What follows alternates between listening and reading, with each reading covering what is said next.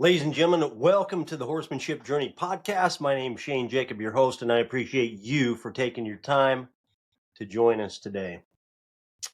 You may know that the Horsemanship Journey has a coaching program for teens and parents called Stable Living, or you may not,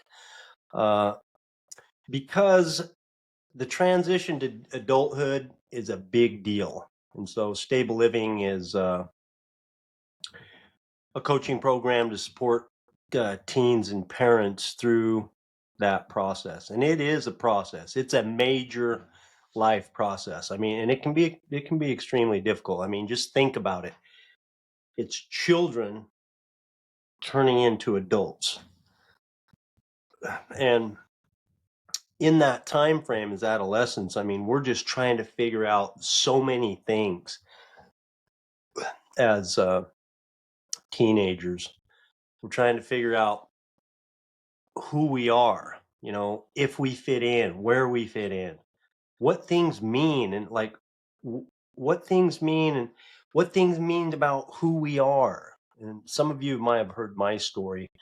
As a teenager and even into my 20s, I just, for whatever reason, I can't pin it on a trauma or a terrible upbringing. I had a good upbringing and all of that, but for whatever reason, excuse me, I just felt inadequate. I felt like something was wrong with me for some reason. And it wasn't a good feeling, And I think to some degree we may all experience this. But in my example, one of the ways that I found peace of mind and one of the ways I felt better and escaped my thoughts was when I found alcohol, right? And that was relief. It temporarily solved my problem, excuse me, of how I was feeling. And so basically problem solved, what that resulted in basically a 20 plus year swath of destruction and pain. I mean, I caused so much pain and suffering for other people. It's astounding what some of the decisions I made in that process resulted in. Anyway, that whole story is for another day. But today, what I wanted to talk about is talk to parents and leaders in any fashion, because having a teenager isn't a cakewalk for parents either. Okay. And it doesn't feel good when our kids act out, or if we're a leader, when we're not getting the results that we're really going for. We're not getting the cooperation, from our team. So what I want to say is, if you don't have teenagers right now, this applies to you too. If you have children of any age, or if you're a leader in any fashion, so whether at work or any other kind of organization or whatever, if you have people that you're trying to influence or train or enlist their cooperation, what I'm talking about here applies to you also.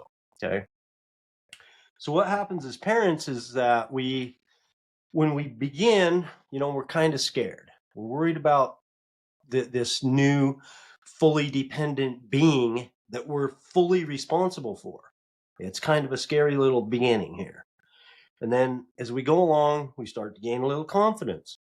We start to solve their problems one by one. We stop their crying. We doctor their wounds. We teach and we model.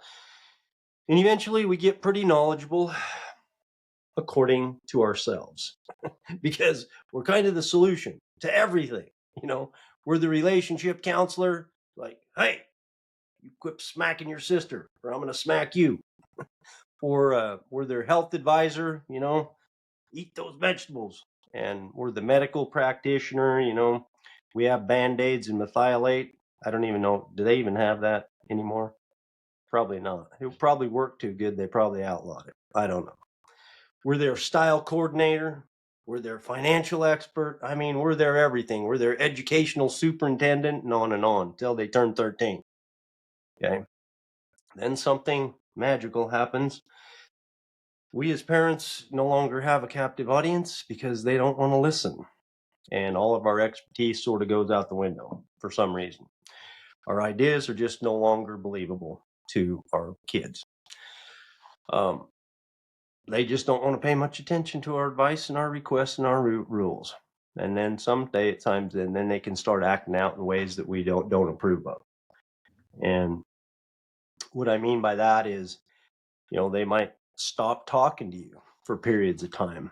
They might start breaking rules, like breaking the curfew, like spending time with individuals that you don't approve of. They might isolate or show signs of depression. They might experiment with drugs and alcohol. They might crawl into their phone and not come out. Their grades are falling. Maybe they're getting into trouble with the law, and so on and so on. And the same thing applies if you're in another type of leadership position other than a parent. When you have what was I going to say? Insubordination. When you're not getting the results, when people aren't following through, when you're not getting cooperation, when your team isn't operating together as a team, it's kind of the same thing. Okay, so this applies to you if you're in a leadership position also. So what happens next to us as leaders and parents? Here's some of the common thoughts we have when things aren't going the way we want them to. One of the first things we think as parents is we think the thought, how can they do this to me? When they start to act out. Or you can say things like, well, I taught them better, or I've trained them better when it comes to employees. Like, what is wrong with you? What is wrong with them? Can't you see what you're doing? And so thinking thoughts like these lead to a feeling. And you know what that feeling is when we're thinking thoughts like this? Usually that feeling is we get mad. Okay. And you know what we do when we feel angry? Usually what we do when we feel angry is things like raise our voice and threaten, and we try to control and instill fear. And some of us, not some of you, not me necessarily, but some of you avoid it totally. We just ignore it and fume and boil on the inside. Just let it kind of smolder in there. The thing of it is none of these actions that we do in anger, they help the situation. What they do, in fact, is make it worse. And you know how I know this? It's not just because I heard it from parents and people. I know this because I've been a terrible parent and a terrible employer at times, plenty of times. Mike Dawson, a friend of mine and one of my mentors in becoming a farrier that I apprenticed with, used to say that he practiced his mistakes until they were perfect. So these are things that I work on. It's a work in progress. The next step, okay, when we get angry, and a lot of times we let it come out to the people that we love, the people that we're leading, and that doesn't work. It makes it worse. And so the next step that we usually take is we turn the anger inward when it doesn't work. And then some of the common thoughts that we have next are things like, I suck as a parent, or I'm selfish. Or because, you start thinking of all the times when you put your own needs ahead of theirs. So you can prove that you're selfish and you suck as a parent or leader. I didn't do this. I didn't do that. I didn't do the other. If you're divorced, the problem is that I couldn't hold my marriage together. So that's why, I caused all this because on and on. So we start turning our anger towards us. And you know what we feel when we start to think these thoughts? We start to feel depressed. We start to even feel shame. And you know what we do when we feel depressed or shame? Here's what we do. We take on less of our role, less of our responsibility. We just walk around, we're just like dripping with insecurity. The people that we lead look at us and they try to run the other way. We act hopeless. Shame makes us hide. And here's what we don't do when we're thinking those thoughts. We're not there for them. When we're thinking this way, we don't have the capacity to support the people who need us when they need us the most. And let me tell you something, They need us. They need us. You know what nearly every teen is thinking? And for that matter, what nearly every one of your team members is thinking, and the people in your circle of influence is thinking, kind of the same thing I was thinking when I was young. They're wondering if they're okay. They're wondering if they're as good as everybody else. They're wondering if they're normal, whatever that is. And they're wondering if people accept them. They're wondering how they can accept themselves. They wonder if they fit in, if they're whole, if they're complete. They wonder if it's okay to think what they're thinking. They wonder if it's okay to feel what they're feeling. And it goes on. This is what's going on with them. And they get angry. No wonder it doesn't work. What if instead, what if it was possible instead for you to show up as a confident, loving leader? What if you didn't have all that stuff inside you directing your actions or inactions? Because you cannot show up and have your full capacity to support the ones you need who need you with all that stuff swirling around in there. And so that's what we help people do in stable living, is manage all the stuff. And it's a process.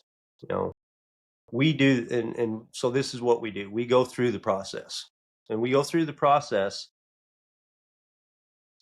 so that you can show up with more confidence, more compassion, more patience, more energy, more love, and more hope. Now you can help them with what they have going on inside. Now you can give the best of what you've got. And don't don't think that it's still going to be, don't think it's not going to be a problematic still. It's still going to be difficult, okay? Even probably painful. But the thing of it is now you can come through it, and on the under end of it, you're going to be proud of yourself because you're going to know that you did what you could from everything that you had inside of you. You gave what you could. You know, you're dealing with an individual that has their own free will. They're going to do what they're going to do. But you, on the other end, instead of having all this not helpful thoughts that are causing feelings that aren't helpful, that is resulting in things that are making things worse, if nothing else, it makes you feel worse. At the end, when you get all this resigned and resolved inside of you, where you can show up and be your best self, no matter the outcome, no matter what someone else chooses, at the other end of this is peace in your heart and really pride for yourself for doing a job well done. So here's the takeaway for today. If you're a parent or a leader in any way, your people need you. And you can only give to the edge of how good you feel about yourself. You can only help or support someone else or love someone else to the degree that you have your own stuff resolved and that you love yourself. And that's what the horsemanship journey, this podcast, and stable living is all about. Hey, thank you for taking your time to be here with me today. And remember, you cannot fail as long as you don't ever stop chasing it.